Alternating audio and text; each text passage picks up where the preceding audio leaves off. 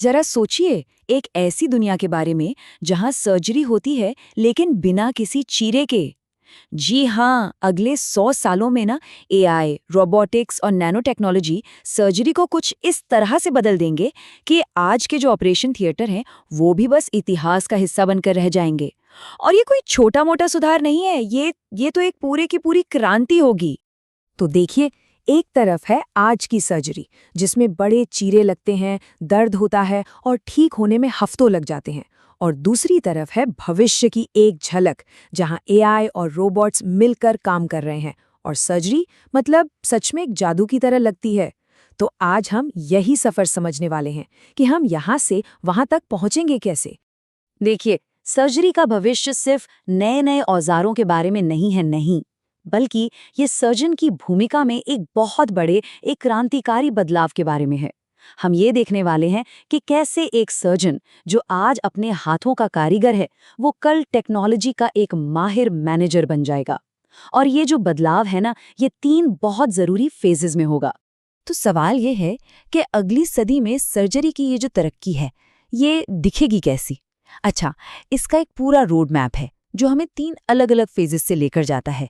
हर एक फेज हमें उस भविष्य के और करीब ले जाएगा जहां सब कुछ ऑटोमेटिक होगा। तो चलिए इसके पहले पड़ाव से ही शुरू करते हैं। सबसे पहले बात करते हैं आने वाले कल की, मतलब अगले 10 से 25 सालों की। इस दौर में एआई और रोबोट्स सर्जन के सबसे भरोसेमंद साथी बन जाएंगे। सोचिए, एआई एक को पायलट की तरह पूरी सर्जरी प्लान करेगा और रोबोट्स सर्जन के हाथों को इतनी ज्यादा स्थिरता देंगे जितनी इंसानी हाथों में मुमकिन ही नहीं है। लेकिन, और ये बहुत जरूरी बात है, आखिरी फैसला और पूरा कंट्रोल वो हमेशा सर्जन के ही हाथ में रहेगा। अब यहाँ से कहानी और भी मजेदार हो जाती है।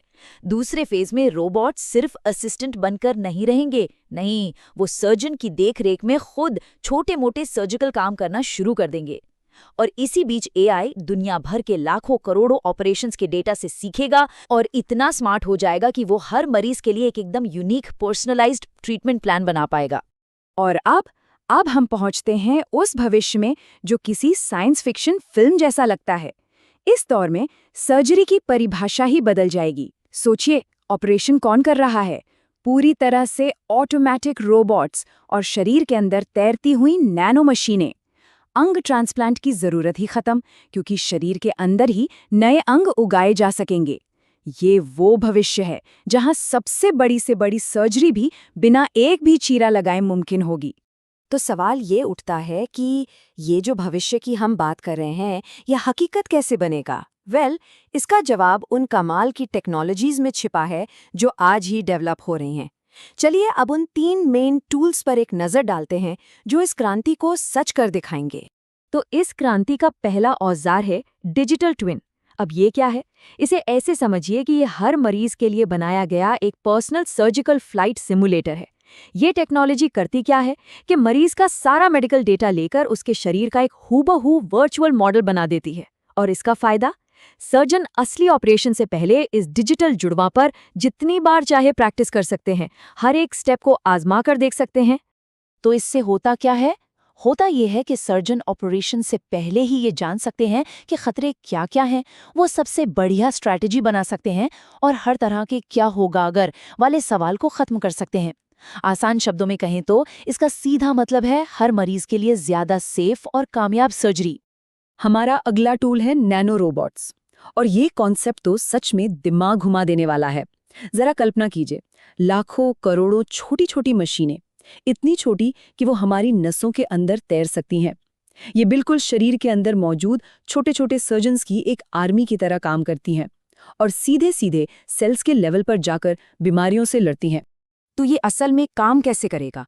सोचिए, बस एक इंजेक्शन लगा और नैनो रोबोट्स शरीर के अंदर चले गए। फिर वो खुद ब खुद बीमारी वाली जगह, मान लीजिए किसी ट्यूमर तक पहुंचते हैं। वहां जाकर वो सिर्फ और सिर्फ खराब सेल्स को पहचानते हैं और उन्हें खत्म कर देते हैं। और दवा भी सीधे वहीं पहुंचाते हैं जहां उसकी जरूरत है। और नतीजा? कोई बड़ा चीरा नहीं और शरीर के बाकी हिस्सों पर कोई साइड इफेक्ट भी नहीं। और हमारा तीसरा और आखिरी टूल है रीजेनरेटिव मेडिसिन। ये मेडिकल साइंस में सोच का एक बहुत बड़ा बदलाव है।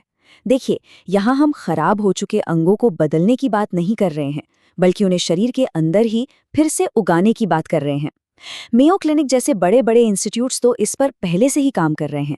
वो शरीर की अपनी हीलिंग पावर का इस्तेमाल करके खराब टिश्यूज और अंगों को ठीक कर रहे हैं। लेकिन रुकिए, इन टेक्नोलॉजीज का असर सिर्फ ऑपरेशन थिएटर के अंदर तक ही सीमित नहीं रहने वाला है। जरा सोचिए क्या होगा जब दुनिया का सबसे अच्छा इलाज हर तरह की सरहदों को तोड़कर हर किसी तक पहुंच सकेगा। ये हेल्थ केयर को सबके लिए बराबर बनाने की शुरुआत है।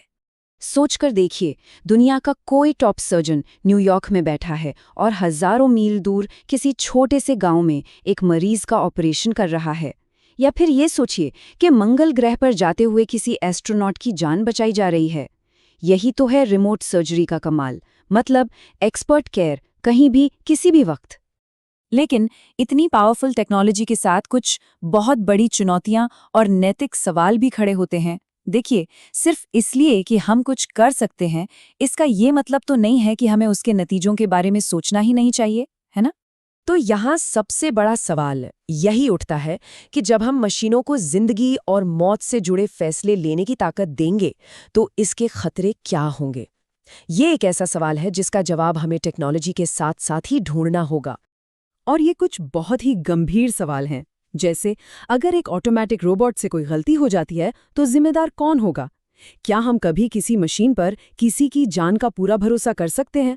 और सबसे जरूरी, क्या ये टेक्नोलॉजी हेल्थ केयर में अमीर और गरीब के फर्क को कम करेगी या और ज्यादा बढ़ा देगी? ये सवाल टेक्नोलॉजी से ज्यादा इंसानियत से जुड़े हुए हैं। अच्छा, इन सारी टेक्नोलॉजीज और इन सभी सवालों को एक साथ रखकर समझने के लिए चलिए काम करते हैं। हम सीधे भविष्य में चलते हैं और देखते हैं कि आज से 100 साल बाद एक मरीज के लिए सर्जरी का एक्सपीरियंस कैसा होगा। ये कहानी सब कुछ साफ कर देगी। तो भविष्य के मरीज का सफर घर से ही शुरू होता है, जहां एक स्मार्ट डिवाइस खुद ही बीमारी का पता लगा लेता है।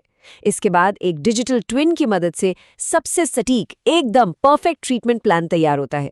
फिर नैनो रोबोट्स शरीर के अंदर जाकर रिपेयर का काम करते हैं और मरीज कुछ ही घंटों में ठीक होकर अपने घर वापस। सोचिए, आज के एक्सपीरियंस से ये कितना अलग होगा। और ये सब कुछ हमें एक आखिरी और शायद सबसे जरूरी सवाल पर लाकर खड़ा कर देता है कि जब मशीनें सर्जरी का सारा काम करने लगेंगी, तो भविष्य का जो सर्जन होगा वो एक डॉक्टर कहलाएगा या एक इंजीनियर? ये वो सवाल है जिसका जवाब ही मेडिकल साइंस का आने वाला कल तय करेगा।